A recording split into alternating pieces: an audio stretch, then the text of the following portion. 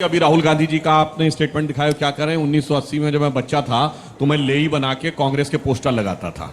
मतलब 8 साल की प्रियंका जी और 9 साल के राहुल गांधी और 7 साल की प्रियंका जी, मुझे लगता है लाखों दर्शक जो देख रहे होंगे सब दिल में समझते होंगे वो जेड सिक्योरिटी में जाके लेई लगाते थे। समझ जाइए आदमी किस प्रकार की बातें करने की शुरुआत करता है।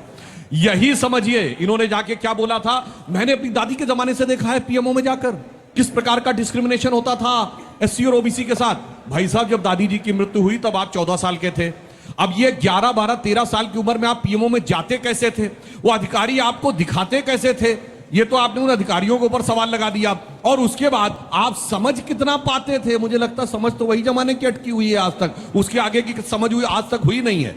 अब आते हैं इसके ऊपर जो आज की बात है। देखिए राहुल गांधी जी ने नासमझी में क्या काम किया कि एसआईआर का केस इतना स्ट्रांग कर दिया है कि यानी अब वो खुद कह रहे हैं कि अगर गड़बड़ हो दिखाई पड़ रही है तो भाई इसकी पूरी जांच होनी चाहिए। अब तो उनके हिसाब से एसआईआर नहीं एनआरसी भी होना चाहिए। दूसरी बात मैं कर रहा हूं, यहां जितने लोग बैठे सबने कहा कि उन्होंने वोट डाला।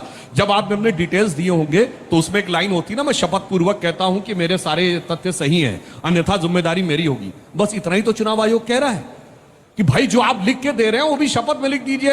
अगर ये सारे लोग लिख सकते हैं, लाखों दर्शक जो देख रहे हैं वो लिख के दे सकते हैं, तो राहुल गांधी मैं तो शहंशाह आलम वली अहद सल्तनत फर्जंद अंजुमन हूं, मैं थोड़ी लिख के दूंगा, मैंने तो कह दिया बस उतना ही काफी होगा।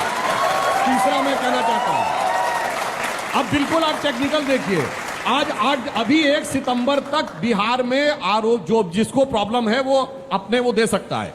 1,60,000 विपक्ष के वोटर हैं, वो सॉरी बूथ लेवल एजेंट हैं। अब बताइए 62 लाख जो है वो जहां पर आपत्ति है, ठीक है, जरा